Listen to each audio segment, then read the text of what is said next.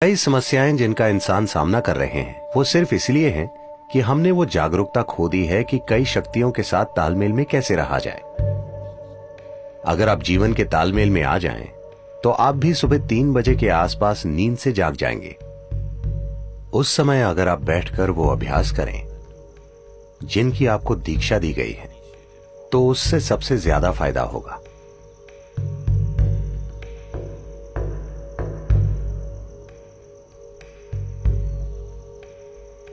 जिस तरह से धरती घूम रही है और जो भी हो रहा है, उस वजह से एक बहुत बुनियादी बदलाव आता है सुबह 3:20 से सुबह 3:40 के बीच। इसे ब्रह्म मुहूर्त कहते हैं। ऐसा बस 33 डिग्री लैटिट्यूड तक ही होता है। आपका सिस्टम, मनुष्य का सिस्टम एक विशेष तरीके से व्यवहार करता है। ये एक संभावना है। तो एक जागरूकता रही है इस संभावना का इस्तेमाल करने की। आपका जीवन उन कई चीजों का परिणाम है जिन्हें हम ब्रह्मांड कहते हैं या जिन्हें हम अस्तित्व कहते हैं। तो हम इस जबरदस्त घटना का परिणाम है जिसे हम सृष्टि कहते हैं। हम अपने आप में एक अलग जीवन नहीं है। तो जब आप तालमेल में होंगे तो कुछ चीजें होंगी।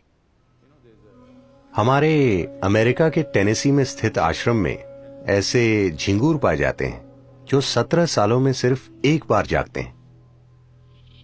क्या आपने ऐसा कुछ देखा है? वो समझ जाते हैं कि 17 साल हो गए और वो जाग जाते हैं। फिर वो बच्चे पैदा करते हैं और सो जाते हैं। वो समझ जाते हैं कि 17 साल हो गए, वो भी बिना किसी अलार्म बेल के। तो ये कैसे होता है? मैं कह रहा हूं कि वो प्रकृति के साथ तालमेल में है। हमने प्रकृति के साथ तालमेल खो दिया है और हमें लगता है कि यही हमारी प्रकृति है। नहीं, कई सारी बीमारियां और समस्याएं जिनका मनुष्य अनुभव कर रहे हैं, वो बस इसलिए हैं क्योंकि हमने वो जागरूकता खो दी है कि उन कई सारी शक्तियों के साथ तालमेल में कैसे रहा जाए जो हमें वो बनाती हैं जो हम हैं। तो योग वो तालमेल लाने के लिए है ताकि आप जीवन के साथ लय में हो। अगर आप जीवन के साथ लय में होंगे तो आप भी सुबह 3 बजे के थोड़ा बाद जागेंगे। अगर आप जागरूक हैं तो अचानक आपके अंदर जीवंतता की एक किरण जागेगी, और अगर आप गहरी नींद में भी हों तो भी जाग जाएंगे। आपके साथ ये होना चाहिए। इसका मतलब है आप उसके साथ तालमेल में हैं, आप जीवन के तालमेल में हैं।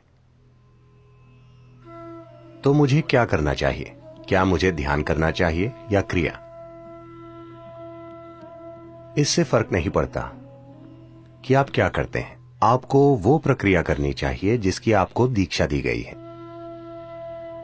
क्योंकि दीक्षा का मतलब है आपको कोई अभ्यास बस सिखाया ही नहीं गया है, आपके सिस्टम में उसे उतार दिया गया है, उसे आपके सिस्टम में बिठा दिया गया है।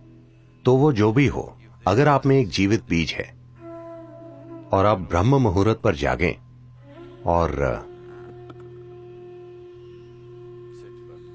वो अभ्यास करें, तो इससे सबसे ज्यादा फायदा होता है, क्योंकि तब धरती के बर्ताव का आपके सिस्टम पर वैसा ही असर होता है। अगर आप